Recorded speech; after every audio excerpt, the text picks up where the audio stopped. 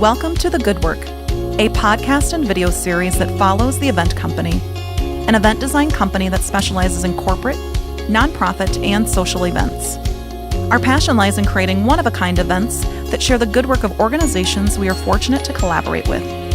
Tune in for conversations with leaders of these great groups, our best advice for your next event, and some behind-the-scenes moments. Now, let us show you The Good Work.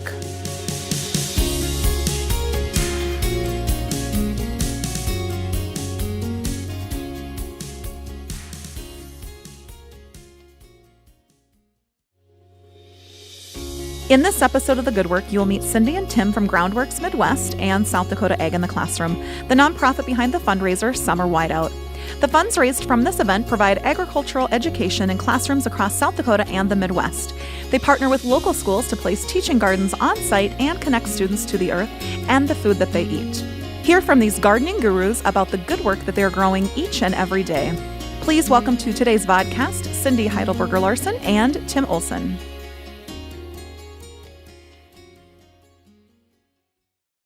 Hi there, everybody. Welcome to today's vodcast. I am thrilled to have Cindy and Tim from Groundworks Midwest and South Dakota Ag in the Classroom with us today. Welcome, you two. Well, thank you. Yeah. No, thank you. Oh, thank you. No, thank you. Before we get started, I just want to share the story quickly of how I first met you two. It was at 1 Million Cups, which was incredible. I'd heard of you guys before then. Remember me walking up to you afterwards and saying, gosh, I knew a little bit about you. And then you did your little 6 minutes at 1 Million Cups, which where a lot of great friendships are made. And I thought you guys were husband and wife. Remember that? I just thought you were together. And I didn't, I guess, catch the whole Olson-Larson thing. I'm sure other people have done that, or no? No? Our actual staff in the office think that we are more like Bailey and Richard Weber from Grey's Anatomy than anything else. That's so awesome. Which is kind of funny. So brother, sister, husband, wife, whatever, but there's no relation. No No. relation, no. He doesn't claim me. Cindy just takes the orders from Tim. Sure. Yeah. So, Tim, tell us a little bit about your role at Groundworks Midwest and South Dakota Ag in the Classroom before we talk a little bit more about what you guys all do. I Right, want to hear right. more about your role. Well, I'm the executive director. This whole thing began about 8 years ago. We say that we started with $25, a card table, and an idea. You know, how can we inspire learning in kids, but using something that's very of the earth? You know, the teaching garden concept came into play, and how does that inspire kids to learn more about science and math, but also health and leadership and just having a good time outside? So I guess my role is to really not get in the way of the staff. Cindy. Oh, I already knew she was going to laugh. I worked with you guys long enough to know. My role, Yeah. I mean, I'm the guy who's supposed to kind of cast the vision and so on. Because So you cared a lot about us. I care. Yeah, let us all begin together. Anyway, so part of this is try to build team. I think we work very well as a team. We have other staff members as well. So part of it is just kind of taking this idea and not getting in the way of it. You know, there's things that have happened the last 2-3 years that we never anticipated. Right. It was not part of some grand plan.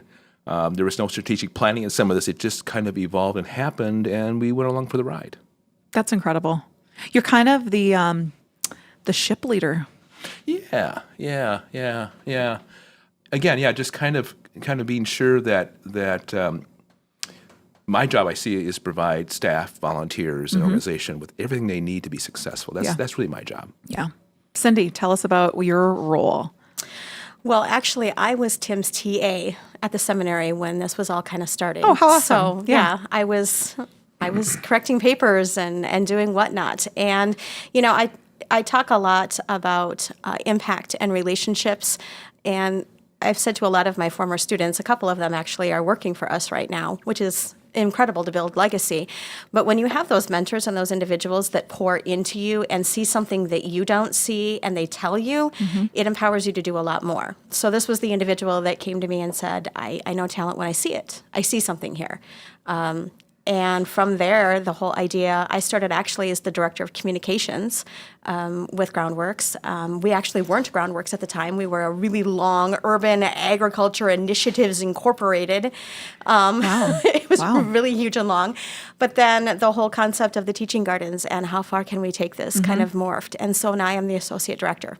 That's awesome. So I caretake a lot of relationships. I do a lot of the writing, a lot of the grant writing, that sort of thing. I do what I told, except when I don't do what I'm told. Awesome. So what is Groundworks Midwest? What do you do with South Dakota Ag in the Classroom, which is a newer initiative and a newer program of Groundworks initially, but what does that mean? I mean, I know we talked about you guys being gardening gurus and out and about. You talked about kids and students, but what is that? And that's I don't know really, what that is. And really our main crop is not even the stuff that's planted in the gardens. That's not really our crop. Right. It's the students, it's the teachers. You know, our main customer is the teacher.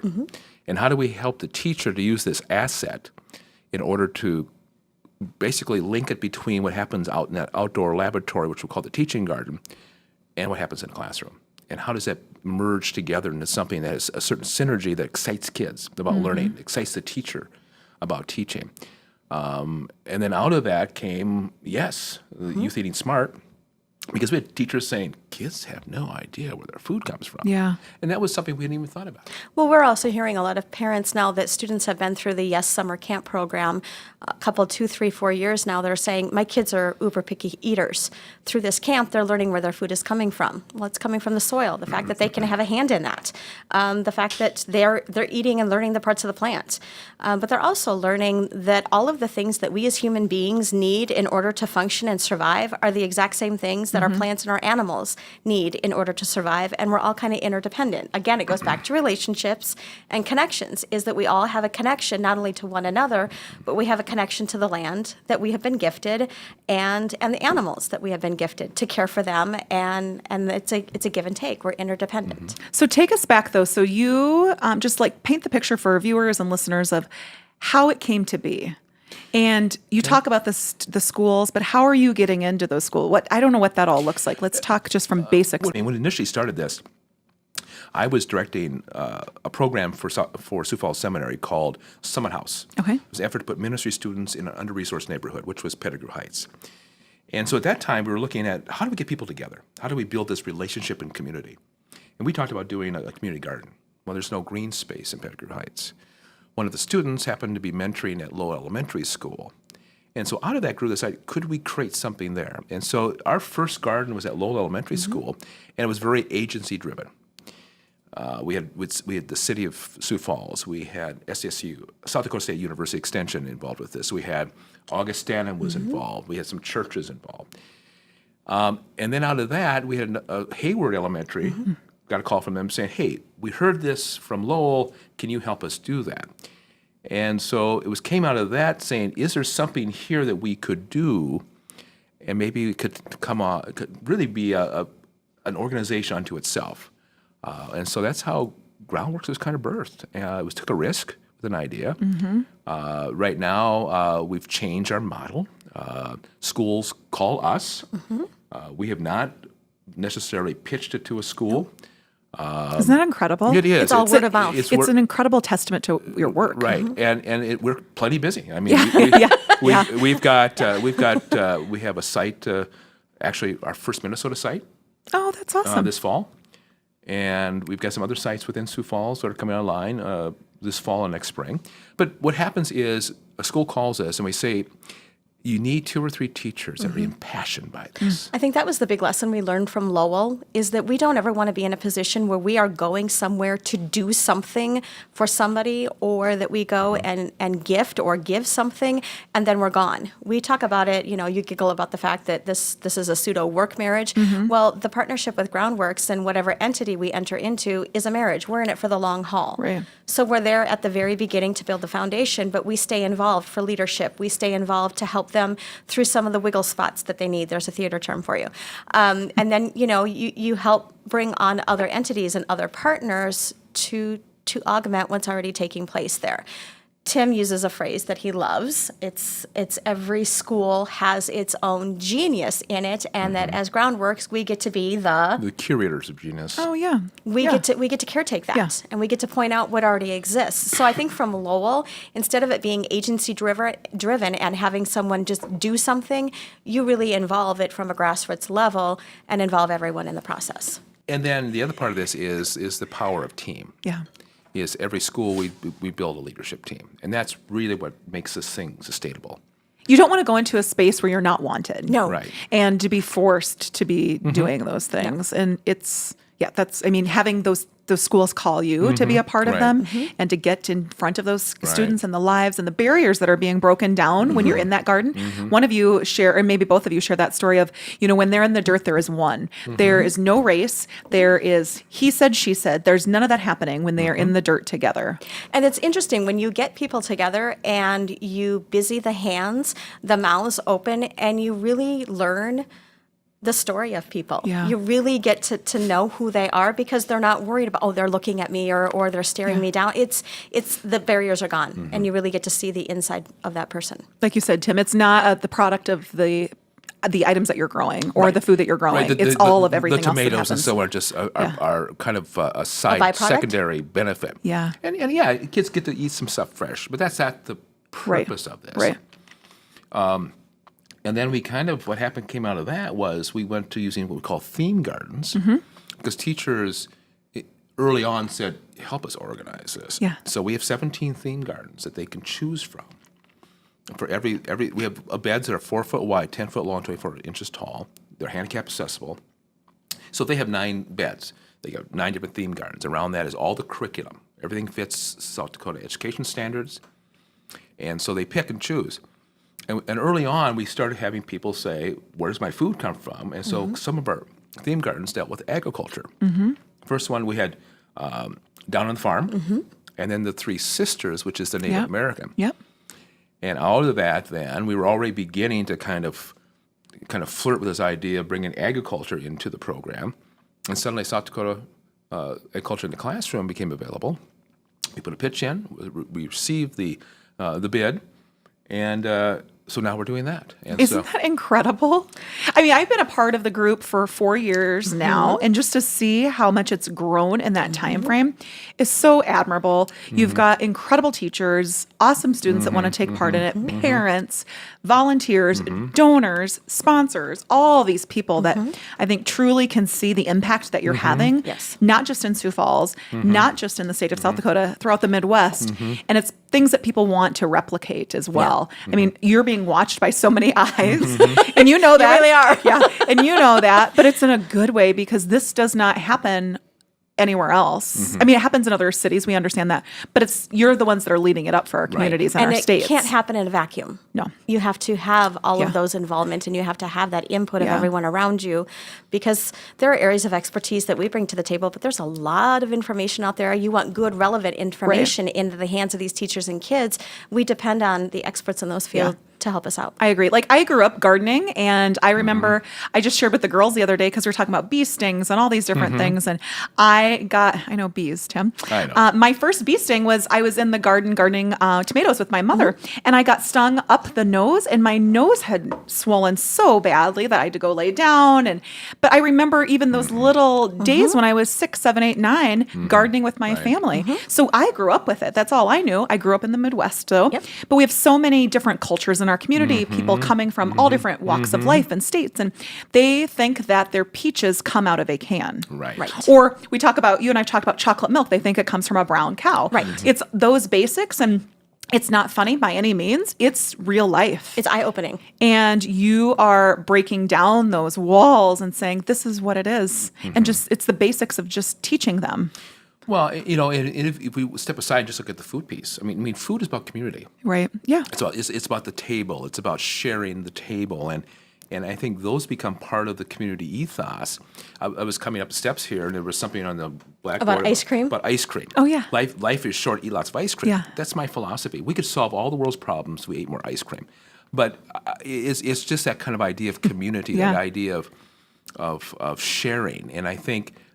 Our hope is that out of the program, we've got the high, kind of the hardwired science and math, but they got the kind of the emotional, social stuff about team, about sharing, and what does it mean to be community? I mean, talk a bit about passing forward the gift, which is part of Oh, that. I love that.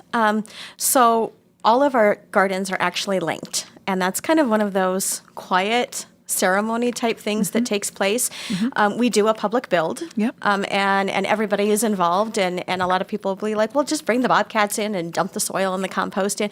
No. There's something about watching a line of kids out there, and yes, I will use the phrase puke buckets that they pull from the school, and yes, they clean them out and whatever, but seeing an entire line of kids Yeah. with shovels and buckets putting that soil and compost into their garden beds. And the girls are squealing because they're seeing worms and, Yeah. there's learning right there going on. But then there's another ceremony that takes place after that, and it's kind of their launch or their dedication where they reveal the name. And the site, the school is involved in the naming process, and they unveil that. But there's also the passing forward the gift. Knowing that we started from somewhere, and it was because of the influence of so many others that got us to where we're at. That's our way to pass forward that whole knowledge. You're also talking to two pastors here, so it's kind of a extending beyond, the Great Commission. But we're also looking at it as this is a way to link everybody. And so the previous garden that launches comes to the newest one and brings something of theirs to gift to them. So it might be a plant, it might be a seed, Yeah. it might be whatever, and presents it to them. I'm How thinking awesome. of the last one that we did. It was at Holy Spirit Catholic School here in Sioux Falls, and students from Boys and Girls Club on Sneeve Avenue gifted the students and the staff watermelon a plant. watermelon plant, Wow. and the watermelon is And huge. the watermelon's taking over the garden. It's just That's awesome. that was something that was gifted. Right. And so now, and then every time we do this Yeah. ceremony, you ask that group, will you covenant, will you promise that the next garden that goes, that you will bring something forward? So now it is in Holy Spirit's hands. How awesome. To turn around and gift to the next garden. Truly paying And it it's- forward. Yeah. I know I was at one dedication and it was at McGovern. McGovern. And I don't know if it was Lennox that gifted them something or they gifted Lennox. Did they gift Lennox? Del Rapids Oh, okay. gifted to McGovern. Okay. Yes, It was I believe. so incredible to see the little kiddos because they're all a part of it. The students are a part of it. But then we had the Native Americans Yep. there that were doing the dedication piece of it. That is so incredible to be a part of. If you have not been to a build or the dedication or the harvest, people, you need to reach out to Oh. Tim and Cindy because it is so incredibly unique. But what I love about it is you're gathering everybody, whether they're students or teacher or parents or the community, and they're all together a part of this piece. It is the passing of the torch and the passing of it forward and the passing of the gift. But it's so much more than that. You can see it in their eyes. They become so proud of what they've done. I have goosebumps now, actually. I know, thinking right? of I it. too. It's just, did you ever imagine it would be like this? Either of you? No. I mean, Succinctly. we didn't know. Yeah. I mean, one of the things is that we notice also is the turn in relationship with the gardens when it moves from the garden to Our garden. Oh, yeah. When that yeah. possessive comes Right. into play, you've done something. And every school does that eventually. It may not happen the first year or even the second year, but eventually you begin to hear the words Our garden. And every school works differently. Some schools have garden clubs now. Wow. And so on. So what's neat about it is it reflects the unique personality of that school. So why I say that we have it's like a river, and groundworks is the banks. There's some kind of standards, but they're fairly easygoing and kind of meander. But schools can go back and forth, I think, upriver or downriver or side to side. So there's a lot of freedom for schools to work within kind of those boundaries that really express what's unique about them as a school and as a local community. And I think it comes down to trust. We had to prove ourselves. We had to prove, because this was a model that nobody else was working with. Sure. We had to prove that it was viable. And I think that's what's made the South Dakota Ag in the Classroom, and especially working with the new digital program with the fourth graders. We're now at 6,000 students Wow. statewide, right? 6,000. Is that scary? Yes. It's one of those moments Yeah. that I can't necessarily say. Yeah. It's okay. But it's one of those that you do your job well, you follow through, you stick close to the knitting, you you follow through. This is what we say, what we're going to do, and you Right. try to do it to the best of your ability. But without the trust of those administrators and those teachers championing our cause, there's no way we would be Exactly. statewide with South Dakota Ag in the classroom. And we're overjoyed to be able to take whatever partners want to come alongside and join in that cause. We're overjoyed to be able to take them with us. And it's amazing the partners are coming forward. Oh, yeah. Next week, we're having a sit down with Southeast Tech because the Hort division wants to do some things with us. And so we're looking at ways, how can we better serve our teachers? And how might we use Southeast Tech to do that? So we're looking at maybe a one-credit college class for Wow. teachers.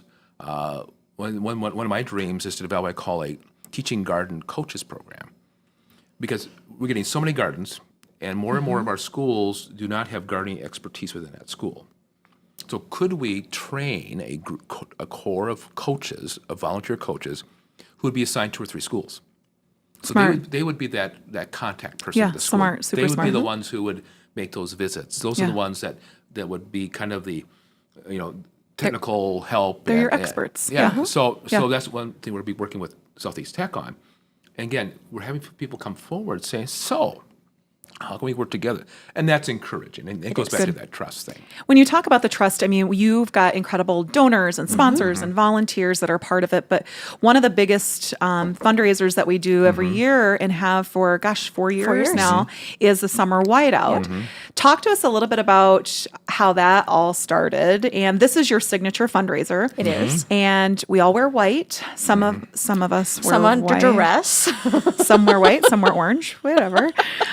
It works. But talk to me and share with our listeners maybe the premise behind Summer Whiteout. It's not just about the dollars. It's not. Share just a little bit about Summer Whiteout with everyone. It actually started at the Straw Bale Winery. Yeah. And against the green and the colors out there, you have white. And yes, it's different from anything anybody else is doing. It's not a hard sell. This is really an opportunity to share the story and to share with people what's going on, how we came to be, and to invite people to be a part of it. And it's amazing. We do have a raffle or an auction that's Yeah. kind of morphed. We've had incredible chefs out there yeah. and having incredible food. We moved it to a different location last year and the year before that. And it's amazing just to see how it's grown Yeah. and how people have embraced it. I think one of our favorite parts is I remember sitting down with you both. We were at Josiah's having coffee downtown and just hearing about this idea. I thought, gosh, well, first of all, nobody does this Right. kind of event. And it's paying it forward in such a big way because these lives are our future. These students are our next community leaders. They're our next bankers. They're all these people that are going to be running our community. Why not have an impact on that life so young? Right. Absolutely. And you're right. It's not just about the gardening piece of it. You're talking about leadership and responsibility, all these different pieces. And that's all coming from the event. Yeah. And this event means so much to us as well, as you know. And I know we're in the process of seeing how it morphs and changes over these years as we continue to grow and build and more people want to be a part of it, which we are so excited to see that happen, not only for the event side, but for our community. And it is going, since we're statewide now, how does it impact everybody across the whole state? It's not just about Sioux Falls anymore. So it's pretty awesome to see how it's grown and how people are finally wearing white most of the time to the events. But when you look out into the crowd, because both of you emceed this last year's event, when you looked out in the crowd, what went through your head? Like, what were you thinking when you saw all those people that were there because of a thing that started out as an idea at a card table? In a Sunday school room. Yeah. What goes through your head? I mean, I don't know, and I can't speak for you to stand up on stage and to look out and see hundreds of people that are there because of what you have created. I choke back tears. Actually, Yeah. I still do, even sitting here thinking about it, because we wouldn't be there without them. Yeah. We wouldn't be where we're at. We can't do that event without the event company and the Oh, good gosh, work thank that you. they do. Thank you. Because you're looking at the bulk Yeah. of the staff. Yeah. So to be able to multiply that, It's a good partnership. it is. Yeah. I think it's humbling to look out there and see that many people that believe in something that you're a part of. And then it just makes me wonder, where are we going from here? Yeah. That's the fun part. Where are we going from here? Yeah. Where do we go from here? There's a lot of cool things up Right? sleeves. That's what I'm hearing. So it'll be exciting to see That's what I'm hearing. what the future holds. But what about you, Tim? I guess what goes through your head, because you are leading the helm and you've got incredible staff, incredible partners, great volunteers, donors, sponsors, all these people. Like, what goes through your head? Like, what do you see? That's as- kind of scary. It's through my head. Well, I think I think a great deal of just gratitude. Yeah. You know, basically we're being social entrepreneurs here, Oh, for sure. and there's no safety net, No. and there's no, every day you go out, it's you're taking a risk, and so part of this is answering the question: has the risk been worth it? Good question. And I think we can say the risk has been worth it. I mean, are there some days that go, what the hell are we doing? Yeah. I think that some days too. I think we Yeah. all do. I mean, Yeah. you said it right. You're social entrepreneurs with this. I mean, I you mean, have no clue. in the early years, people said, "What do you do?" And I said, "I don't know don't what we know." do. Okay. We're trying to figure that out." Yeah. And I know that there's been conversation. We need a business plan and a strategic plan. And those are all good. And in previous professions, I did that. But in this, it's a little bit like my favorite TV show, MASH. We have this mobile army hospital, and that's what's made us who we are. Is we're flexible, we're nimble, we can change, we can move, we can adapt easily. We don't have to go through several layers Right. of permission giving. We can make the decision Isn't it awesome? along with our board. Yeah. And so that really makes us not easy, but it makes us. Flexible. Yeah, I think the flexibility and responding to demands, it's always the question is how do we better serve our customers, our schools, and our teachers? Well, we can respond to that immediately. It's not something we say, well, if we have everything's in place and we get permission from these folks, maybe somewhere down the road, we can say, you know what, I think we can do that. I think we can start doing that next month. So, I mean, that's You're writing the plan. right. It's a little It's bit. like flying the plane as you're building it. Yeah. Yeah, so stole that's. it. So, I mean, I don't know if I want to ride in that plane if you're building it there, Cindy. but I think that for some, that would scare folks. Oh, Yes. for sure. For sure. For Yeah. us, it's a thrill. Yeah. It's part of the thrill of doing Yeah. this is you don't always know, No. and so you say, okay, how are we going to make this work? How are we I going to had figure this out? an individual challenge me at one point. He's a social innovator as well, and said, when you're considering what you're doing, consider whether or not the fight is big enough that you're willing to sacrifice everything for it. Mm-hmm. Are you willing to sacrifice everything for this fight? And in this case, yes. You can say that to a lot of things You can. in building a business, building plans, a marriage, a relationship, What are you willing whatever. to I mean, sacrifice yeah, exactly. for this one? And is this the one you want And it is. to sacrifice everything And else for? when I work with you, it is for you too. It is. It is for everybody that you surround yourself with. Yep. So kudos to you guys. What would you like? How do people get to be a part of that? You know, I mean, yes, we have this event, and yes, they can go to a build, but how can those that are listening and watching, like, how can they be a part of that fight with you? What would you say? I'm not, I don't want to just call out your website and say, Right. go, like, what can they do? Oh my God. There's volunteer opportunities. Anytime we do a build, grab a shovel, come on in. Yeah. Sit down and talk with us. There are a lot of nuances to this program and a lot of areas to plug into that people don't realize. Even so far as building the beds or maintaining that. There are a lot Give of you an different ways. hour to even just yeah. get out there and garden. I am a huge advocate of going to either a build or remember the build you did when Barack Obama came into town? Was that? Yeah. I mean, he was at let's- Sioux Falls. Yeah, let's not try to do a build when Yeah. whenever we have a president that comes back. But anyway, Right. But I think get out to a build, Yes. get out to one of the harvests, get out to the dedication. I think that is where I truly felt it. Talking to the students and seeing their passion. That would be my one suggestion. And the but- other thing is program expertise.